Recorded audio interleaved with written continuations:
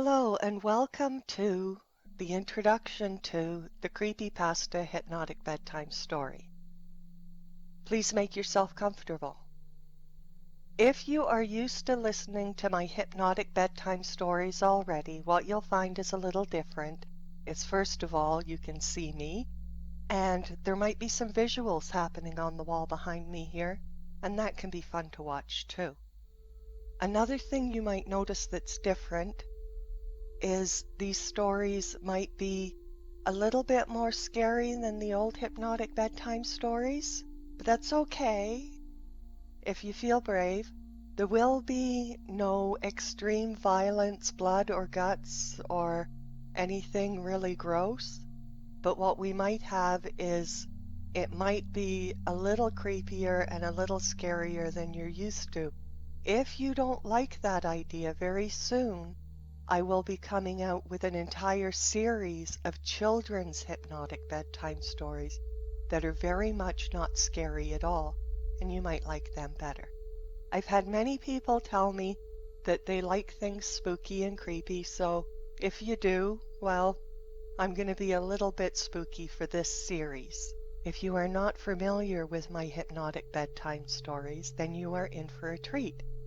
And if you enjoy this, there's a lot of my old hypnotic bedtime stories you can listen to that won't be as creepy or as scary as this one is, although that could be a matter of opinion. Here's something different about a hypnotic bedtime story if you're not too familiar with hypnotic bedtime stories, and that is, in this story, you will be the main character. We're going to tell the story from your point of view, and if you could, use your imagination to imagine what it would be like to be you in the situations I'm about to describe to you. And now welcome to number 1 in the series of creepy hypnotic bedtime stories. Please make yourself comfortable, relax. Take a nice deep breath in, and you can relax as you softly and slowly let it go. You can close your eyes if you would like to close your eyes, or you can leave them open and watch what's going on the screen. I'm sure whatever you choose to do will be the correct choice. And now clear your mind of all upsetting or distracting thoughts. Focus on the sound of my voice, or just allow your thoughts to drift and wander for a time while you relax and enjoy your story. I would like you to imagine that perhaps you are staying in a little house by the beach. I don't know how you got there. Maybe you're visiting, or maybe this is somewhere you live. Either way is just fine as you sit on a bench relaxing and looking at the woods around you at the end of a long day. This was a fun day where you did lots of fun things, but now you are tired. It's that good kind of tired that comes from having a fun day and doing fun things. And you just rest, breathing deeply and evenly, and enjoy your peaceful surroundings. In front of you, down at your feet, is an old abandoned well that has been filled in. And inside this old abandoned well that has been filled in, there is a stone, and written on that stone is one word, Kali. The reason why Kali is written on this stone is because under this stone is buried a dear friend of yours. Kali was a cat that you knew that was a friend of yours, or perhaps Kali was your cat, and something bad happened to Kali some time ago, and this special place was made for her, and you buried her under this stone. Around her you planted some flowers, but that was some time ago. Some time ago you planted flowers and tended this little grave site, but that was in the summer, and now it is fall. And in the fall you haven't been outside very much lately, So all the flowers are dying away, giving way to weeds, and you feel a little sad and guilty that perhaps you should be taking better care of your friend. But then you brush that thought away, knowing that your friend is in a better place now, or perhaps not in any place at all. But either way, you know that Callie doesn't mind that some weeds have grown around her tombstone. It's warm out for the fall, and that's one of the reasons why you're sitting outside. You're sitting outside this evening because you want to get a little bit of the last of the warm weather before winter comes. Relaxing and enjoying the fading light. You hear something rustle in the bushes. It sounds like maybe it's a little animal or something. At first you ignore this sound, but it keeps going on, and then you begin to wonder if perhaps there isn't some little animal in the bushes that has become distressed. So you go over to the thicket where you're hearing the rustling, and you take a look around, but there's nothing there. Nothing in the area that is unusual, except perhaps for the little windmill that was left there. The little windmill that was left there because there had been a fox, and the windmill had been left there to try and frighten away this fox. And the fox is the reason why Callie is no more. Back on your bench you sit and contemplate Callie, who is no more. Perhaps missing your friend just a little bit. It has been months since this happened, so you're kind of over it for the most part, even if you do feel a little sad about it sometimes. The rustling begins again, and this time, as your eyes dart over to take a look at what is happening, you see, just for an instant, just for a split second, a glimmering and a glimpse. A glimmering and a glimpse of what looks to be a white cat. A white cat that looks very much like Callie. Surely that's not what you've seen. And to be perfectly honest, it isn't the first time you've seen little glimmerings and glimpses of a white cat that used to be Callie. So you rest again, feeling a little unsettled at the rustling in the bushes, the reason for which can't be found. You think perhaps better it would be nicer to enjoy the end of the day. Enjoy your sunset at the beach. And this little house you are at is not very far from the beach. So you decide perhaps you will take a walk to the beach, where you can rest and relax and enjoy the end of your day out in the open, in a wide open space far away from thickets and bushes that rustle for no reason. A little farther away from where you are now, from places where you would see glimmerings and glimpses of white cats that used to be called Callie.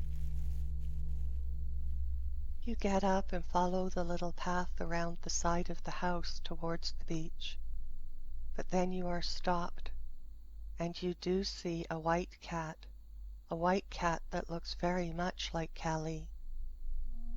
And this frightens you. This frightens you so much, you turn to go back into the house through the back door.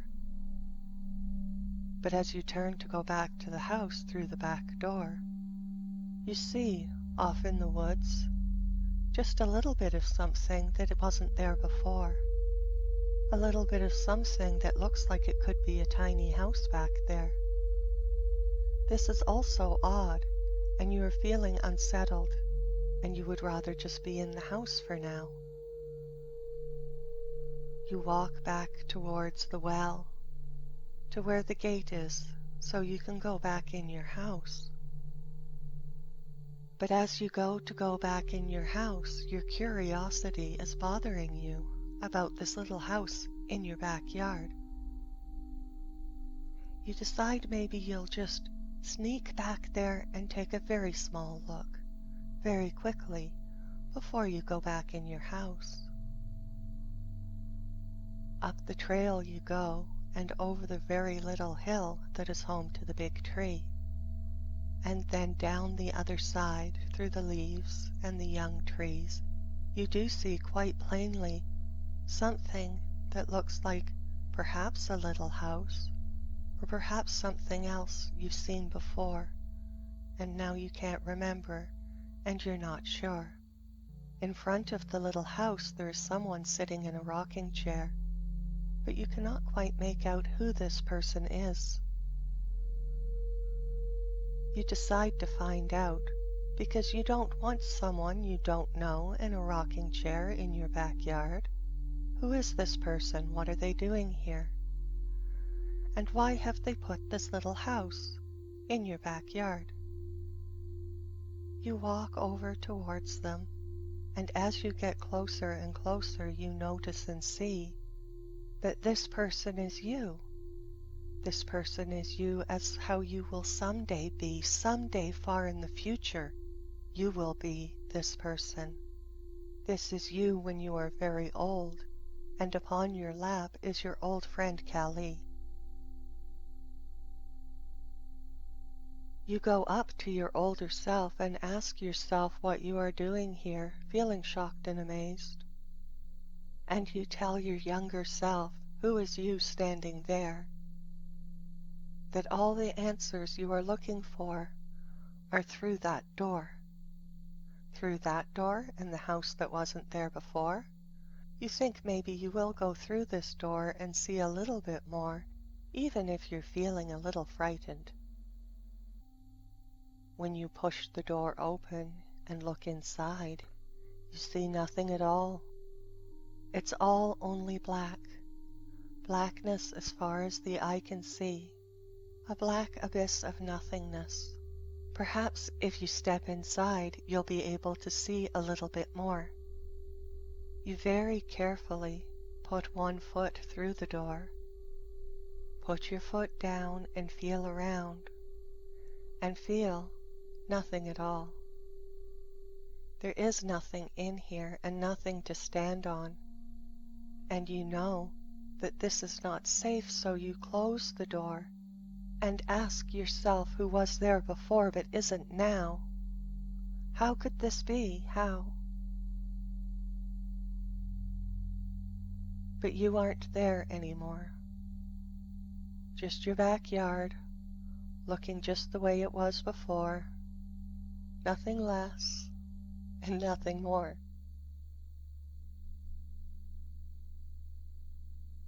So it's back off to home for you. You turn around and see your little house looking all snug and warm, a safe place to hide from all this strangeness. And back along the trail you go.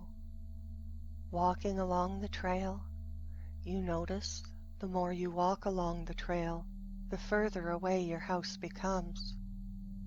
Further away and further away, becoming lost in a mist or a fog. You hurry up a little bit, hoping to get there soon.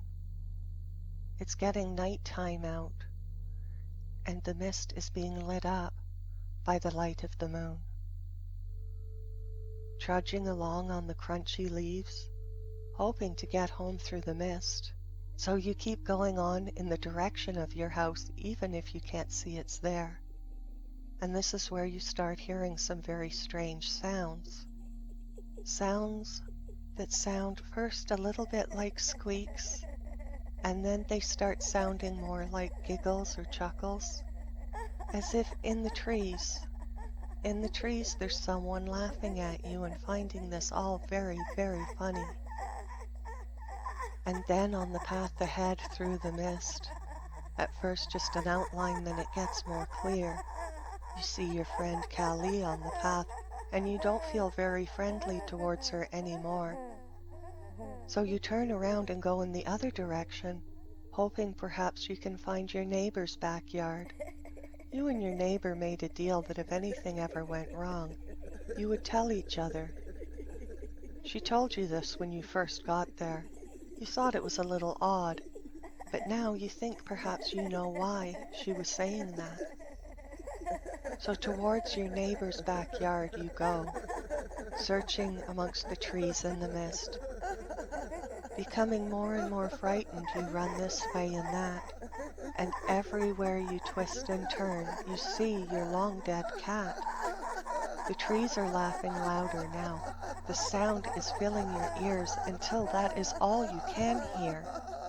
It's all you can hear, except perhaps the very loud sound of the beating of your own heart. Running blindly now through the fog, you soon come up against the door you left behind, and you open this door, afraid that you'll see the same thing you did before, and you do. Just blackness, empty space, there's nothing in there. But turning around to look around at the fog and the cats, the fog getting denser and denser still, starting to choke your throat till you cannot breathe, and you throw yourself through the door, expecting a very long fall. A long fall into nothing, but nothing would be a lot better than where you were before. There is no long fall. You simply float away from the door into a vast abyss of black nothingness, and the door gets smaller and smaller and smaller until it disappears. It disappears, leaving you just floating there in the middle of nothing. There is no up or no down, no left or no right, no here or no there. Just blackness, you floating alone in a vast abyss of darkness. You start losing track of time because when there is nothing to mark time with, a minute can take forever, or forever can take a minute, and you are just here, alone in the darkness. Here alone in the darkness for a time, but you will not be alone floating in the darkness forever, because now this story is over for now, and I wish you a good night for now. But there will be another story in the next video, and we'll find out what happens to you as you float alone in the darkness.